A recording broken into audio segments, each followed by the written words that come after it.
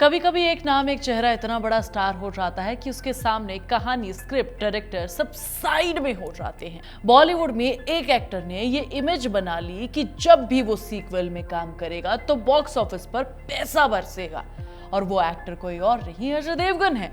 इस आदमी ने ऐसा रिकॉर्ड बनाया था कि लगने लगा था कि भाई अगर ये बंदा कल को छोटा भीम 2 भी बना देना तो भैया टिकट की लाइन लग जाएगी खरीदने वालों की। लेकिन 2025 में इस रिकॉर्ड को एक ही झटके में तोड़ दिया गया, और वो भी एक ऐसी फिल्म के साथ जिस पर पब्लिक को पूरा भरोसा था, सन ऑफ सरदार 2।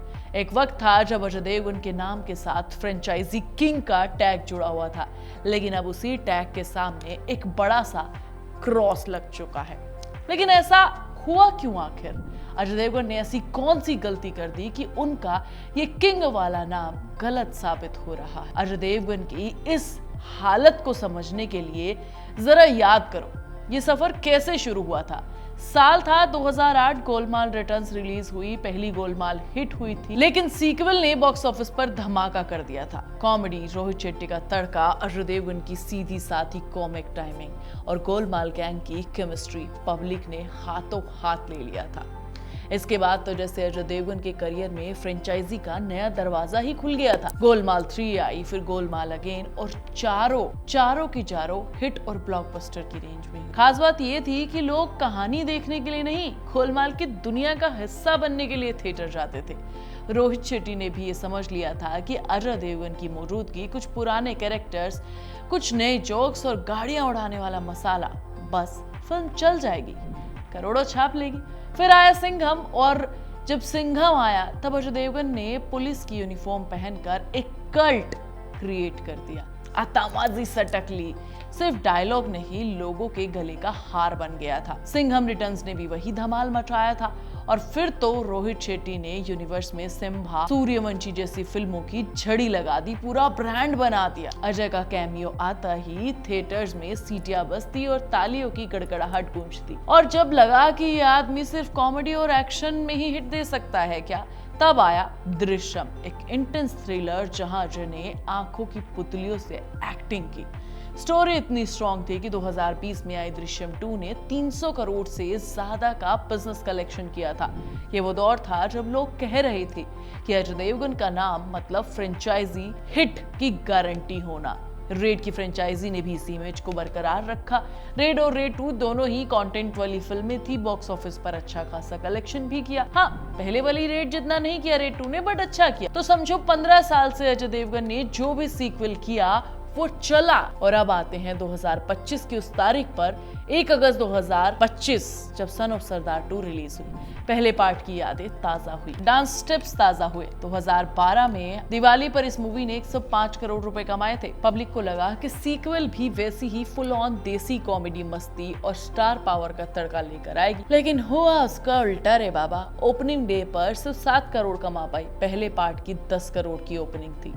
मुकाबला पहले पार्ट से करे तो ठंडी शुरुआत हुई। वीकेंड तक उम्मीद थी माउथ पब्लिसिटी कुछ कर जाएगी, लेकिन क्रिटिक्स और ऑडियंस दोनों ने ही रिव्यूज खराब दिए।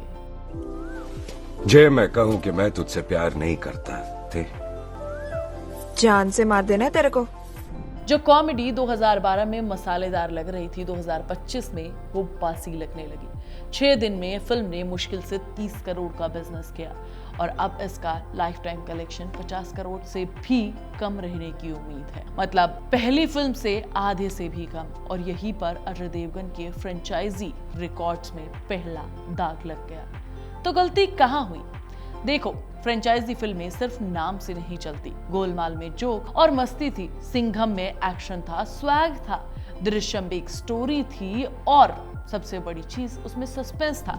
लेकिन सन ऑफ सरदार 2 में ऐसा कुछ भी नहीं था। वही पुराना टेम्पलेट, सरदार वर्सेस सरदार, देसी पंचेस, लाउड कॉमेडी, डायरेक्शन में कोई भी विजन नहीं, म्यूजिक में भी कोई हिट गाना नहीं, स्क्रिप्ट में तो भाई चिंगारी थी ही नहीं जो 2025 के ऑडियंस को खींच सके। और ये भी सच है कि आजकल की ऑडियंस बदल चुकी है। ओटीटी, पैन इंडिया फिल्में और साउथ के मास्टरपीस, इनके बीच में एक एवरेज कॉमेडी फिल्म को थिएटर में जगह मिलना काफी मुश्किल था। अजय देवगन ने शायद सोचा कि ब्रांड नेम काम कर जाएगा, उनकी स्टार पावर काम कर जाएगी, लेकिन सन ऑफ सरदार 2 ने साबित कर दिया कि पब्लिक अब सिर्फ नाम से नहीं टिकट खरीदती है भैया, कंटेंट में दम होना चाहिए। अब सबसे बड़ा सवाल, क्या ये सिर्फ एक संजोग है या फिर अजय देवगन ने फ्रेंचाइजी किंग का जो एरा था वो छोड़ दिया, उसका दी एंड हो चुका है? क्योंकि अब आगे उनके पास बड़े बड़े प्रोजेक्ट्स हैं, दे दे प्यार दे 2 है, धमाल 4 है, दृश्यम 3 है, गोलमाल 5 है, शैतान 2 है। अगर ये हिट नहीं होती तो सन ऑफ सरदार 2 सिर्फ एक बुरा सपना बनकर रह जाएगी। लेकिन अगर यहाँ भी स्क्रिप्ट और कंटेंट में कमी रही तो फ्रेंचाइजी किंग का टैग धीरे धीरे इतिहास बन जाएगा, है ना?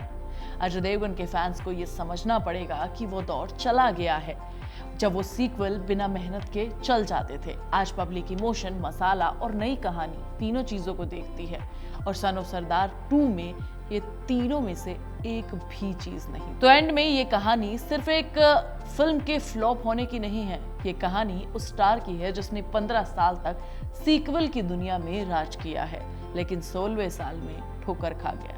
अब देखना यह है कि क्या अजय देवगन फिर से खड़े होकर अपना फ्रेंचाइजी साम्राज्य बचा पाएंगे या फिर 2025 उनके लिए एक टर्निंग पॉइंट बन जाएगा।